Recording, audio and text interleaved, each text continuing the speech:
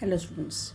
Yesterday we have seen in module 3 solid state laser we have finished Ruby and Nd:YAG laser. Semiconductor will do it later. Today I will see in gas laser the first one, which is helium neon laser. Okay. So as far as helium neon laser is concerned, this is the diagram what you need to know over here. So basically this helium neon laser was one of the first lasers developed and most widely used.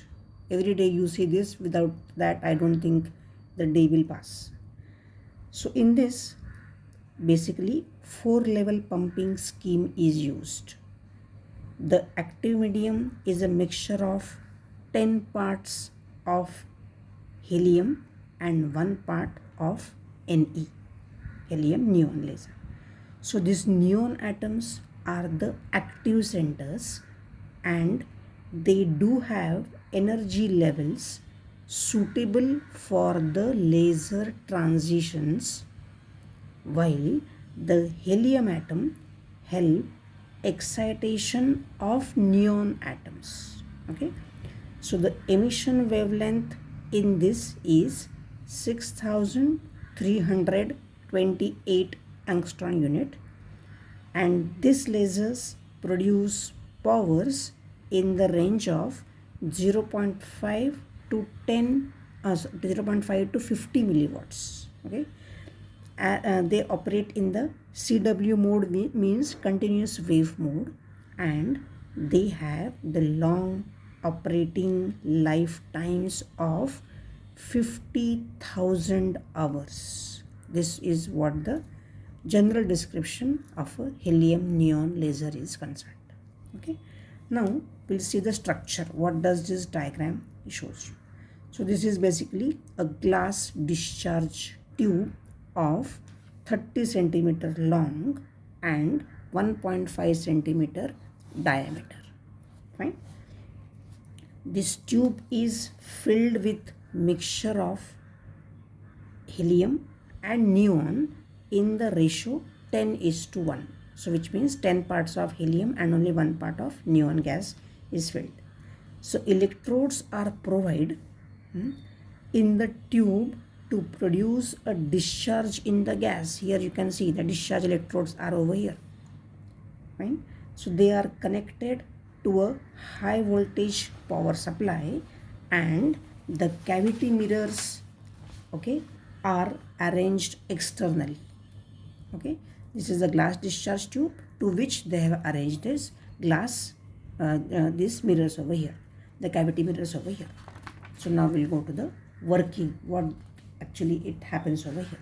So for working you need to know this diagram also and the energy level diagram basically. Okay, so what we can say, that when the power of around 10 kilovolts, 10 kV, okay, very high voltage. So when the power of 10 kV from this power supply is switched on, what will happen basically? The ionization of the gas of He and Ne will begin. The electrons and ions produced in the process of discharge are accelerated towards anode and cathode respectively. Okay, so as the electrons have smaller mass, okay, what happens? They acquire higher velocity, they'll move faster. Okay, so they transfer their kinetic energy to helium atoms through inelastic collisions. This causes excitation of helium atom to the 2 3s and 2 1s level. Okay, which means what? I'll show the diagram over here. So this is my energy level diagram. So what I said just now, I'll repeat over here for you. What did I say? That electrons have smaller mass, so they acquire higher velocity. Okay, so they transfer their kinetic energy to the helium atoms through the inelastic collisions. This causes the excitation of helium atom, okay, this is my helium atom, excitation of helium atom to the 2,3s and 2,1s level. This is for helium part, this is for neon part. Fine. So as these 2,3s and 2,1s levels are metastable states and excited helium atoms cannot return to the ground state through spontaneous emission, the excited helium atom can return to normal state by transferring their energy to the Ni atoms, the neon atoms, through collision. Okay, such energy transfer can take place when the two colliding atoms have identical energy states. Okay, so after the atomic collision, what will happen? The Ni atoms excited to which level? 4s and 5s levels. Okay, 4s and 5s level. This is my 1s ground state. Okay, helium is 1s2 and neon is 1s2, 2s2, 2p6. So here is mentioned 1s2, 2s2, 2p6, and helium is over here 1s1. So what did I say now?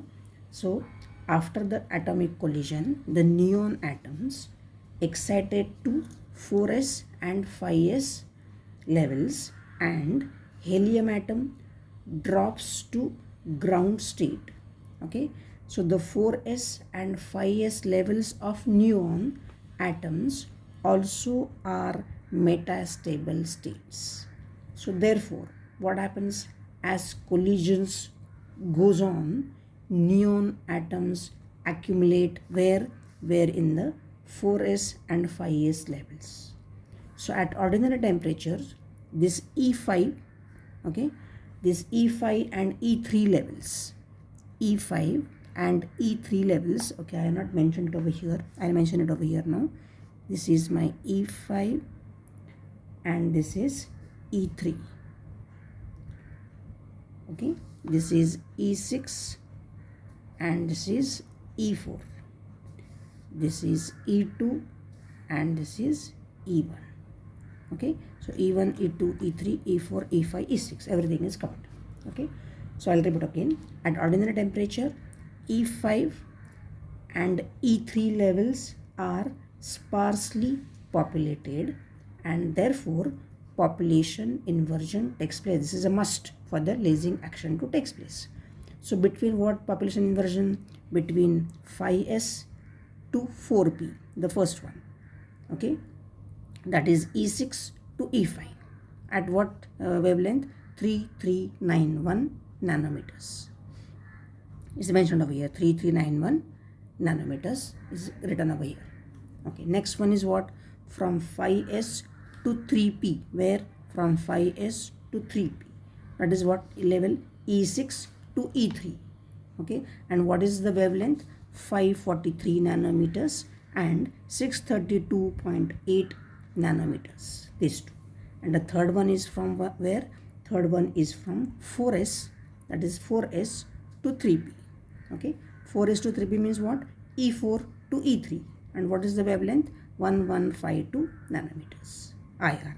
Okay, so the lasing takes place because already we spoken about the metastable state. So lasing takes place and the light is produced. So the Ni atoms, the neon atoms in the 3p level, okay, this 3p level is over here. 3p level de-excite spontaneously to 3s, that is here. What did I say? The Ni atoms in 3p level de-excite spontaneously to 3s and then to the ground state. So the transition from 3s to ground can be induced by collisions with the walls of the discharge tube, that is this tube, walls of the discharge tube. Fine.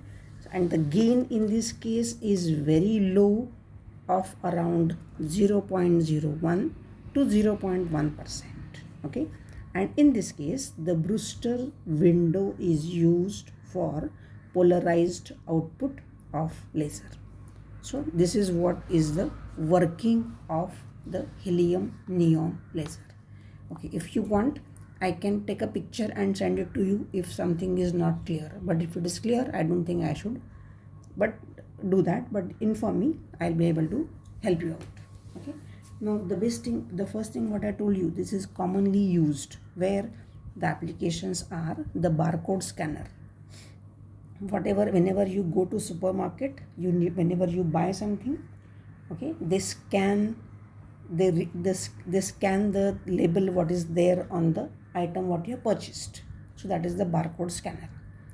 Okay, this is again used as a reference beam in surveying. If at all you observe surveying, okay, it is used there also, and in the interferometry and also in the laser printing. So there are very common applications of this helium neon laser. So like yesterday I mentioned, ruby laser also is very common. Along with that, even this helium neon laser is very common. So what we are seeing basically, that this is a glass discharge tube, okay, of around 30 centimeter long, that way quite long, and 1.5 centimeter diameter, in which these two gases are kept, 10 parts of helium and 1 part of neon. Okay, and the emission wavelength over here is 6000 to 328 angstrom unit. Okay, and this is a 4-level laser system. Okay, 4-level pumping scheme, I should say, it is used. Okay, so that way this is very interesting and easy to understand. That's why I am trying to use these notes so we can even do it quickly also. Okay, so go through it. As I finish today helium neon, I might take the next lecture with the excimer laser also. Okay, excimer laser, dye laser, and again go back to semiconductor laser, nitrogen laser. So we have to finish solid, gas and liquid all. In liquid there's only one, that is dye laser. Okay, so we'll try and finish one in one lecture. Okay, thank you very much.